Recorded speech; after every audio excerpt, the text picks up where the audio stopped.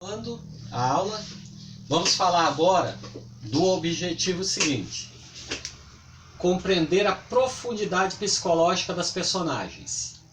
Na construção de uma personagem, o autor ele faz uma descrição física e psicológica dessa personagem e dá a cada ação dessa personagem relação uma relação intrínseca à questão da sua estrutura psicológica. Quando o autor faz isso de uma forma bem intensa, em que você é capaz, por exemplo, de descobrir qual será a reação da personagem diante de determinado fato, por tão bem conhecê-la, que o autor tem descrito para você, nós acabamos por dizer que existe uma profundidade psicológica. E, nesse quesito, eu tenho que destacar de novo a literatura russa, porque o autor, por exemplo, Lev Tolstói, ele cria algumas dezenas de personagens e acaba dando profundidade para quase todas essas personagens. Não só para os protagonistas, que eu destaquei, mas para as personagens secundárias também. Elas ganham vida a partir dessa construção muito complexa de suas personalidades. Nem todos os autores fazem isso. Nós vamos ver isso com um grau bem elevado no realismo, e vamos ver isso em um grau menor no romantismo. Mas, de qualquer forma, pedi para os meus alunos perceberem essa profundidade das personagens criadas para os seus romances. Vamos a outra situação. Relacionar historicamente o tempo vivenciado no enredo. Então, um romance, não sendo um romance de época, né? De qualquer forma, todo romance é de época porque acontece em alguma época, né?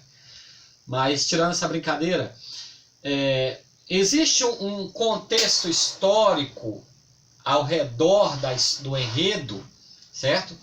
Onde é assentado aquele enredo, um contexto histórico, que vai determinar, né, alguma situação da trama. Pode ser um momento de guerra civil, um momento de recuperação econômica de um país, um momento... Então, assim, a situação histórica, ela acaba determinando a ação das personagens, certo? Então, compreender um pouquinho, porque muitos autores eles se baseiam em situações históricas reais, como, por exemplo, Lev Tolstói aqui fez uma pesquisa muito profunda a respeito da guerra em que a Rússia enfrenta o exército de Napoleão.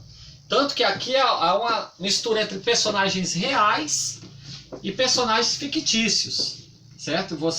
Eles acabam, para quem não conhece essa parte da história, nem sabe dizer qual é real, qual é fictício, a não ser que estude a história como Lev Tolstói estudou.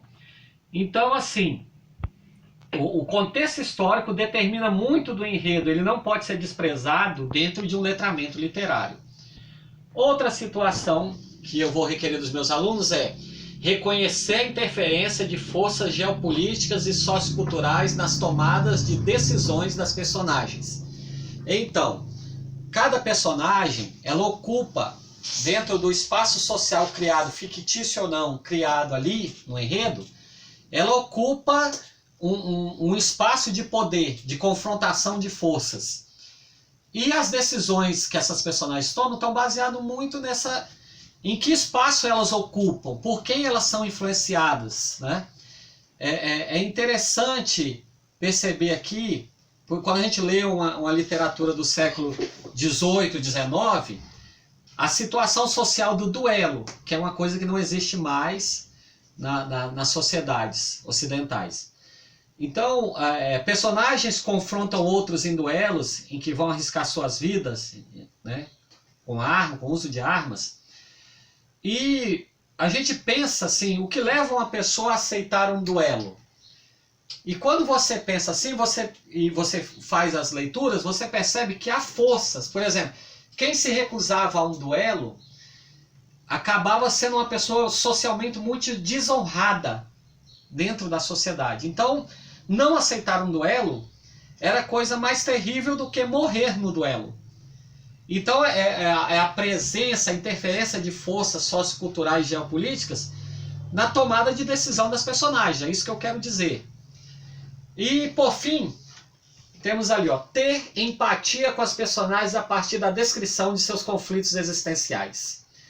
Então, as personagens, elas vão, grosso modo, viver, né, conflitos existenciais que inclusive podem transformar sua personalidade inicial.